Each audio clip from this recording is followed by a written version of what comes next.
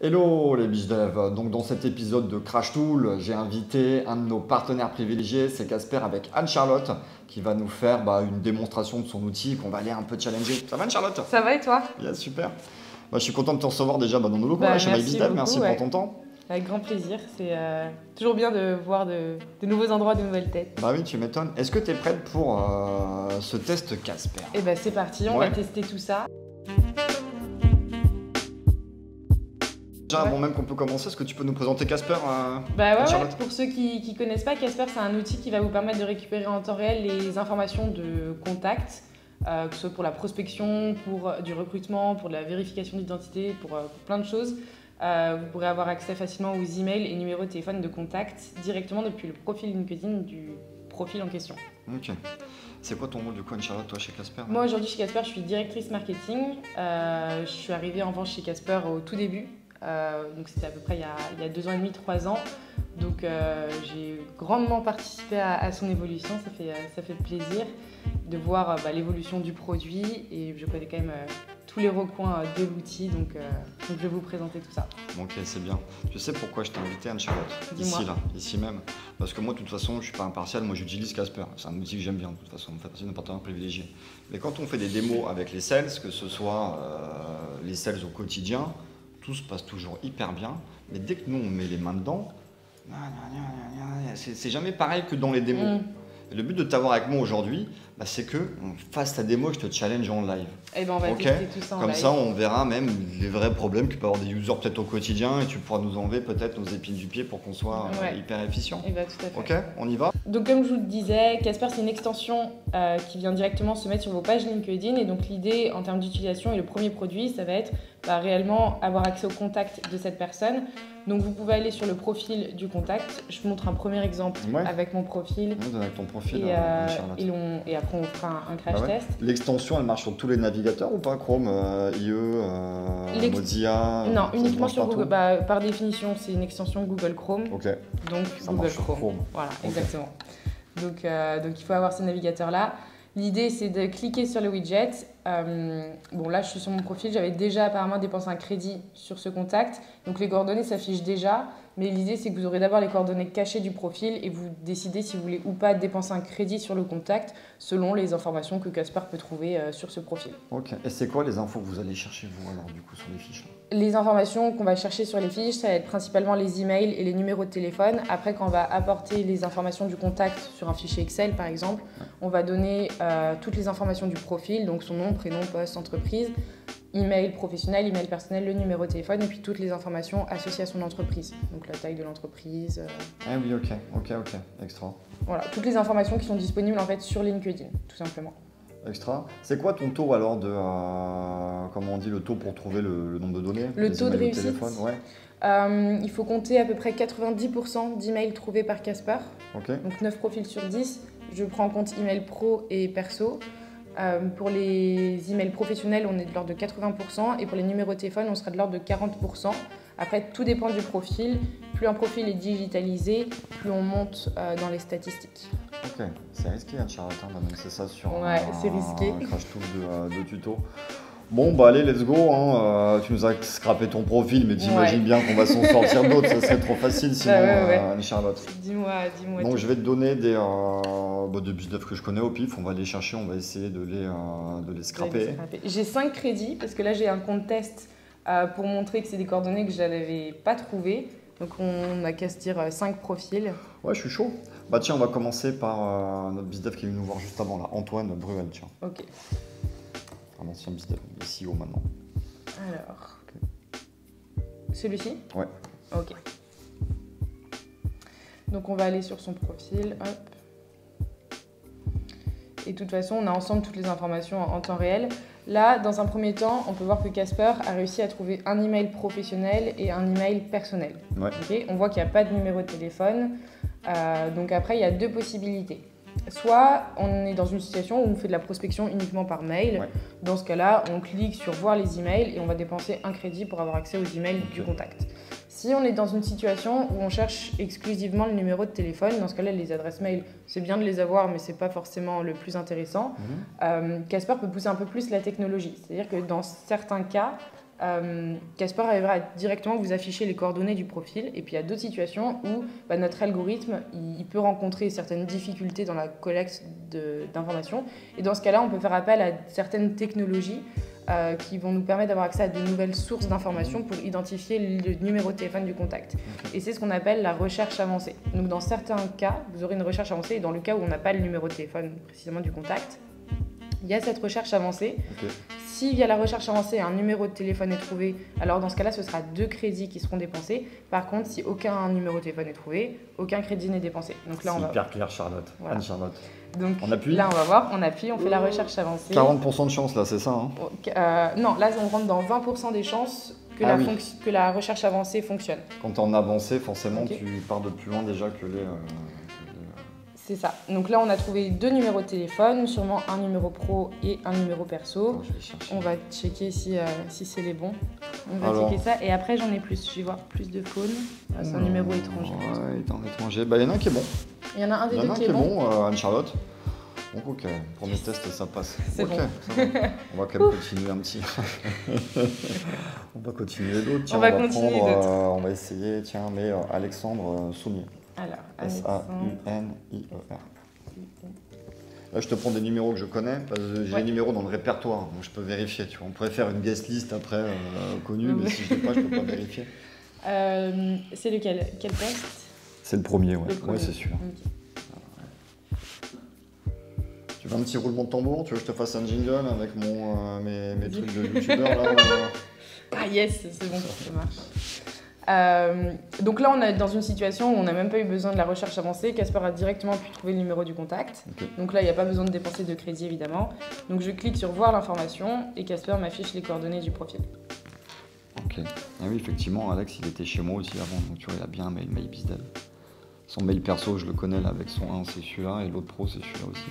Voilà, à checker le numéro de téléphone. Ça les cherche où les données, l'algo, du coup, là, c'est quoi les sources d'infos? Il y a différents types d'informations. Il peut y avoir des informations qui sont publiques, c'est-à-dire un blog, un forum, un site internet, un fichier Google Sheet. Il peut y avoir aussi des sources qui sont semi-publiques, c'est-à-dire un login, par exemple Facebook, Twitter, Instagram, etc.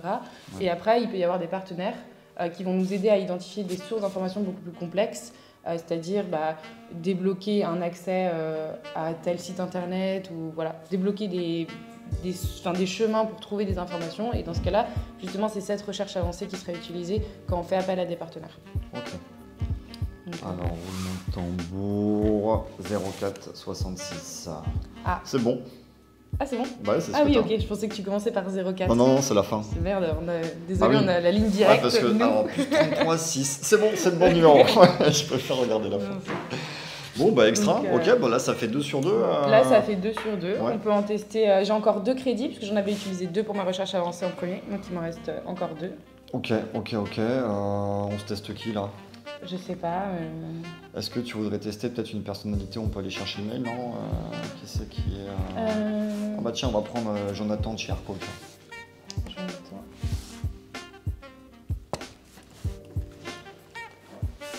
Alors, quel est son nom? C'est Angelov, c'est ça, hein? On va voir ça. Hop. Là, pareil. Alors, on n'aura pas cette ligne directe. On aura, son 06, pardon. On aura un 01. Donc, on suppose sa ligne directe de bureau. Toujours pareil, on clique sur voir l'information et on va afficher le numéro de téléphone associé au contact. Alors, le mail, c'est bon. Le perso, je sais pas. Et le téléphone US, c'est bon. Le téléphone US, c'est bon. Ouais. Et le téléphone FR, non. Le FR, non. Moi, j'ai la ligne directe. T'as peut-être celle du standard, toi, je sais pas. On pourrait tester, hein. Ce serait aussi le cas. Après, je sais pas si tiens, vas-y, on va faire. Répondeur en direct, là, occupé. 10 42. T'as déjà un mail et puis t'as le numéro US qui est bon, tu vois. Donc, voilà. Ouais, ok. C'est déjà pas mal. Et ces données là, donc du coup, ok, plugin sur le Chrome, on prend les profils un par un, ça marche. Est-ce que ça marche sur SalesNav? On peut faire des listes ou pas en volume là-dessus? Ça fonctionne exactement de la même manière. On a toujours le widget. Il ne faudra pas aller dans... En fait, il y a deux situations. Soit vous allez sur le profil SalesNav du contact, dans ce cas-là, ça fonctionne pareil. Soit vous pouvez créer des listes de contacts. Il ne faudra pas aller dans les listes de prospects, parce que ça, c'est des informations qui sont privées au compte Sales Navigator en question. Il faudra juste filtrer une recherche par liste, si la liste existe déjà, ou alors juste mettre les filtres de recherche. Et ensuite, via l'extension, on pourra lancer ce qu'on appelle une automatisation. Donc, c'est-à-dire récupérer tous les contacts de la liste de façon instantanée et décider de l'action qu'on souhaite faire sur cette liste de contacts, soit de l'enrichissement, donc récupérer en masse leurs emails et leur numéro de téléphone, soit des invitations et des messages LinkedIn. Ok, extra. Donc, elle part tous ces data après, là, ça part dans l'app ou toutes ces informations, ensuite, elles sont sauvegardées sur l'espace Casper et vous pouvez même en parallèle les exporter vers votre CRM. Alors, soit vous utilisez les intégrations natives que Casper a, donc ça va être vers Salesforce, HubSpot, Pipedrive, les outils classiques. Ou alors, si Casper n'est pas intégré nativement avec ces outils-là, dans ce cas-là, il y a un Zapier à mettre en place. Ok. Donc l'idée, c'est qu'on va utiliser une liste. Par exemple, je prends une liste de prospects existantes, donc liste de tous mes prospects. Hop. Et donc, une fois qu'on a toute la liste de contacts, le système est le même. On clique sur le widget et là, on lance une automatisation. On va la nommer, on choisit l'action, donc on choisit le workflow. Bon, là, je viens de créer un compte test, donc j'en ai pas encore. Mais en créant un workflow, on va pouvoir déterminer quelle action on souhaite faire. Si par exemple, on souhaite faire un workflow d'enrichissement, on va pouvoir dire à Casper quelle information on souhaite récupérer des contacts. Okay. Si on souhaite récupérer les numéros de téléphone, on n'a pas envie de dépenser un crédit pour obtenir juste un Gmail. Donc on va dire à Casper enrichissement avec le numéro de téléphone. Donc comme ça, quand on lancera l'automatisation, on va pouvoir récupérer toute la liste de contacts et uniquement dépenser des crédits si le numéro de téléphone est trouvé. Ok, et ça va me prendre la page ou toutes les pages? Ça va prendre toutes les pages. Donc là, il y a par exemple dans ma recherche, il y a 665 résultats, donc ça va prendre les 665. La seule limite qu'il y a, c'est pas Casper qui la fixe, ça va être celle de LinkedIn, qui est de 2500 résultats, 2500 profils par recherche sur la version Sales Navigator ou 1000 profils par recherche sur la version classique. Est-ce que c'est possible, ça s'arrête à la moitié si je veux pas les 600? Ouais, tout à fait. Si tu veux pas les 615, tu cliques ici. Parce que souvent dans Sales Nav, au bout d'un moment, les profils sont moins qualifiés. Sont moins en moins quali. Ouais, exact. Ouais, tout à fait. Dans ce cas-là, juste quand tu lances ton automatisation, tu sélectionnes le nombre de contacts. Donc si tu veux seulement les 300 premiers, tu marques 300 dans le nombre de contacts. Ok, extra. Tu me montres l'app ou pas? On va regarder l'app. Ouais, je vais me connecter tout de suite. Je vais dans mes contacts. Je dois pas en avoir beaucoup, du coup. Hop. Alors, attendez. Je pense que c'est pas le nombre qui fait la qualité du contact, Charlotte. Il va y en avoir deux avec le bon numéro de téléphone, que 1000 avec... Je les ai pas enregistrés tout à l'heure, donc... Hop. Je me crée une organisation. L'organisation, ça vous permet de regrouper en équipe tous vos leads. C'est assez pratique. Et donc dans ce dashboard, il y a différents onglets. L'idée, c'est qu'il n'y a pas de recherche effectuée sur l'espace Casper. Ça va uniquement servir de plateforme pour revoir tous les contacts consultés, mais il n'y a pas de moteur de recherche directement sur Casper. Ah, oui. Toutes les recherches se font sur LinkedIn. Et donc, quand on a des contacts, alors je peux aller sur un profil. Je vais essayer de prendre... tout à l'heure, on est allé sur qui Antoine Bruel. Antoine Bruel. Bruel? Ouais, B-R-U. Ok, comme ça je vais l'enregistrer. Ajouter au contact.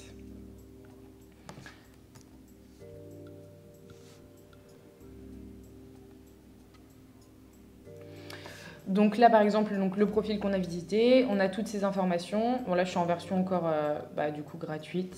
Mais on a toutes ces informations, on peut avoir un aperçu du contact, donc il y a toute sa fiche qui s'affiche avec toutes ces informations. Ouais. Si on souhaite les modifier, on peut le faire. On peut même voir aussi à venir qu'on pourra même directement téléphoner, passer un coup de fil à la personne depuis l'app où on va se connecter avec un AirCall ou un Ringover, okay. Créer des tâches, créer des notes, etc. Et on peut même envoyer un mail directement avec une connexion Gmail à la personne. Ah oui, ok. Tu peux envoyer un mail même depuis ici, là. Directement depuis Casper. Ces fonctionnalités. Cette fonctionnalité, elle est tout récente. Je pense qu'elle est sortie en septembre 2021. Donc là aujourd'hui on est en novembre, donc elle a à peu près 2 mois. Ok. Comment on fait pour l'envoyer dans le CRM, Antoine? Pour l'envoyer dans le CRM, ensuite, c'est une fois que vous avez l'abonnement adapté, vous aurez accès en fait à l'intégration CRM. Ouais. Et l'idée, c'est que vous allez juste sélectionner le contact, cliquer sur exporter et ensuite Casper va vous proposer les différentes possibilités, soit l'export Excel, soit l'export CSV ou soit l'export vers les intégrations. D'accord, ok. Et si je fais export vers intégration, qu'est-ce qui se passe? Bah, Ça se pose directement dedans ou je dois prendre mon fichier CSV et le mettre dans mon Non, hotspot ça va directement. En fait, il y a toute la liste des intégrations qui seront affichées. Et ensuite, on sélectionne l'intégration en question. Donc, par exemple, on est aussi intégré avec Lemlist. Donc, si on veut mettre un contact dans une campagne précise sur Lemlist, on vient juste sélectionner l'intégration Lemlist. Et ensuite, il y a un drop-down qui s'affiche pour sélectionner la campagne vers laquelle on veut envoyer le contact. Et donc, le contact va directement s'intégrer dans la campagne en question qu'on a sélectionnée. Ok. Et si j'ai des teams, tu sais que plusieurs BizDev, comment ça gère les doublons? Peut-être que des fois, ils veulent faire les mêmes en fait. Les doublons, en fait, il n'y en aura pas avec Casper.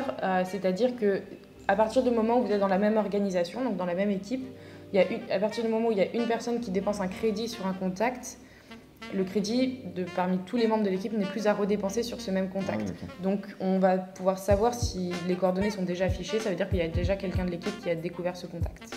Ok. Bon, bah extra, qu'est-ce qu'on peut dire de plus là sur Casper? Donc voilà, pour Casper, après, au niveau des fonctionnalités, on a à peu près fait le tour. On pourrait approfondir pour tout ce qui est invitation et messages LinkedIn. Ouais. Le système, c'est à peu près le même que l'enrichissement. C'est juste on va pouvoir, dans l'onglet ici, automatisation, venir créer un scénario, par exemple, d'invitation ou de message LinkedIn en paramétrant le nombre d'invitations que l'on souhaite envoyer par jour, les messages si la personne accepte l'invitation, etc. Ok. Et après, on envoie tout directement depuis la liste de contacts. On se regarde les offres commerciales ou pas? C'est quoi tes offres là? On peut se les checker? Pour les offres, ouais. Parce que nous, on est, tu sais, c'est MyBizDev, on peut faire des placements de produits, des sales qui regardent, donc tu peux y aller quoi. Pour les Ça offres, fera peur à personne, tu sais. nous, c'est assez simple. On fonctionne par licence. C'est-à-dire que Casper vous propose 2 choix. Selon la licence qui vous plaît le plus, vous allez construire vous-même votre pack en fonction du nombre de crédits que vous souhaitez avoir ou le nombre d'utilisateurs. Sachant que par exemple, si vous êtes 3 utilisateurs et que vous souhaitez avoir 300 crédits par mois, vous pouvez prendre 3 licences entreprises.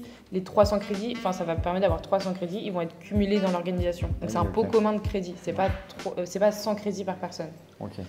Donc, Et est-ce qu'on peut prendre une petite licence et rajouter des crédits dessus? Ouais, tout à fait. Si on n'a pas envie de toutes les features, on veut un truc très simple, on peut prendre la licence directement Startup et on peut aussi ajouter des crédits au compte-gouttes, c'est-à-dire sous forme de pack. On se dit, ok, moi je sais que tous les mois je vais avoir tel abonnement et puis quand j'en ai besoin, je vais ajouter ponctuellement un plus grand nombre de crédits. Et dans ce cas-là, on peut juste prendre des crédits sous forme de pack sans changer son abonnement. Ok. T'aurais été une sales ou une bizdev, je t'aurais dit c'est trop cher, tu sais, mais vu que t'es en marketing, je vais pas faire des pose-moi, c'est trop cher par rapport à quoi? Ouais, c'est ça. Ah, déjà. Eh ouais, ça fait 3 ans que je suis là, je l'ai vendu le produit. Hein. Tu peux mettre des fichiers custom aussi, j'imagine. Je sais pas, je te passe un fichier 1000 que j'ai sous Salesforce. Ouais, ça on peut le faire. Après, pour des petits fichiers, c'est pas forcément intéressant pour le client. Ouais. Parce que ça va être, c'est une prestation de service, donc il y a des frais qui sont engendrés. Mais quand c'est des gros fichiers, il nous faut juste nom, prénom et URL LinkedIn. Et on peut enrichir des gros fichiers avec les informations voulues, donc email ou numéro de téléphone. Ok, extra. Bon, extra. Anne-Charlotte, je pense qu'on est bien là, non? On est pas mal, On a vu les features, on a vu les offres.